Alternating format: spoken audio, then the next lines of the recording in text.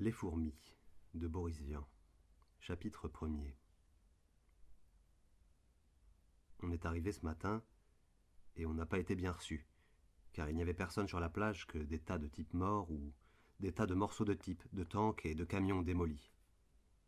Il venait des balles d'un peu partout et je n'aime pas ce désordre pour le plaisir.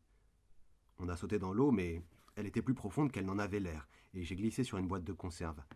Le gars qui était juste derrière moi a eu les trois quarts de la figure emportée par le pruneau qui arrivait, et j'ai gardé la boîte de conserve en souvenir. J'ai mis les morceaux de sa figure dans mon casque et je les lui ai donnés. Il est reparti se faire soigner, mais il a l'air d'avoir pris le mauvais chemin, parce qu'il est entré dans l'eau jusqu'à ce qu'il n'ait plus pied, et je ne crois pas qu'il y voit suffisamment au fond pour ne pas se perdre. J'ai couru ensuite dans le bon sens, et je suis arrivé juste pour recevoir une jambe en pleine figure. J'ai essayé d'engueuler le type, mais la mine n'en avait laissé que des morceaux pas pratiques à manœuvrer, alors j'ai ignoré son geste et j'ai continué. 10 mètres plus loin, j'ai rejoint trois autres gars qui étaient derrière un bloc de béton et qui tiraient sur un coin de mur plus haut. Ils étaient en sueur et trempés d'eau, et je devais être comme eux, alors je me suis agenouillé et j'ai tiré aussi. Le lieutenant est revenu, il tenait sa tête à deux mains et ça coulait rouge de sa bouche. Il n'avait pas l'air content et il a vite été s'étendre sur le sable, la bouche ouverte et les bras en avant.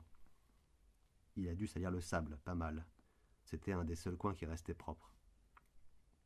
De là, notre bateau échoué avait l'air d'abord complètement idiot, et puis il n'a plus même eu l'air d'un bateau quand les deux obus sont tombés dessus.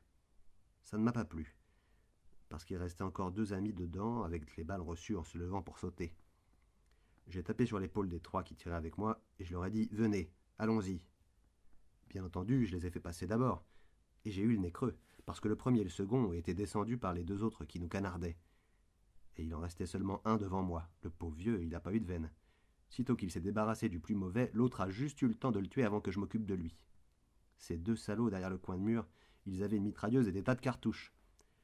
Je l'ai orienté dans l'autre sens, et j'ai appuyé. Mais j'ai vite arrêté parce que ça me cassait les oreilles, et aussi elles venaient de s'enrayer. Elles doivent être réglées pour ne pas tirer dans le mauvais sens. Là, j'étais à peu près tranquille.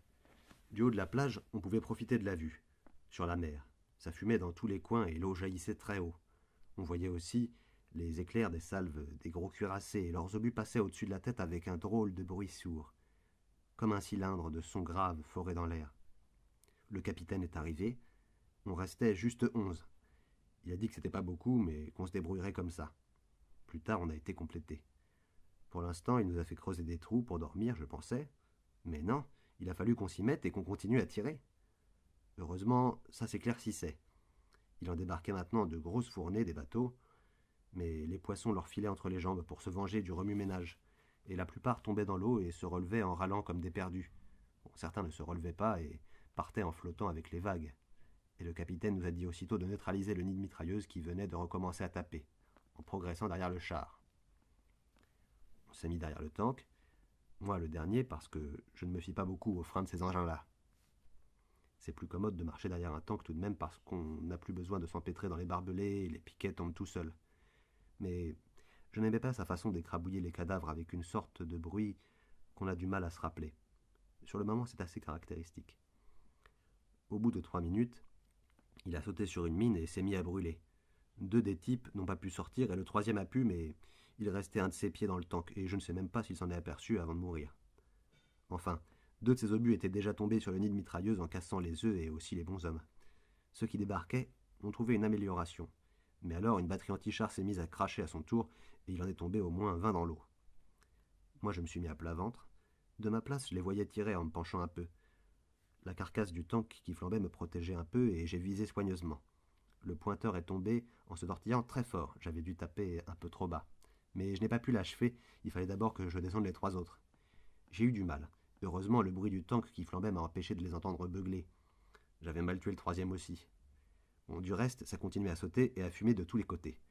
J'ai frotté mes yeux un bon coup pour y voir mieux, parce que la sueur m'empêchait de voir et le capitaine est revenu. Il ne se servait que de son bras gauche. Pouvez-vous me bander le bras droit très serré autour du corps? J'ai dit oui, et j'ai commencé à l'entortiller avec les pansements, et puis il a quitté le sol des deux pieds à la fois et il m'est tombé dessus parce qu'il arrivait une grenade derrière lui. il s'est raidi instantanément. Il paraît que ça arrive quand on meurt très fatigué. En tout cas, c'était plus commode pour l'enlever de sur moi. Et puis, j'ai dû m'endormir. Et quand je me suis réveillé, le bruit venait de plus loin et un de ces types avec des croix rouges tout autour du casque me servait du café.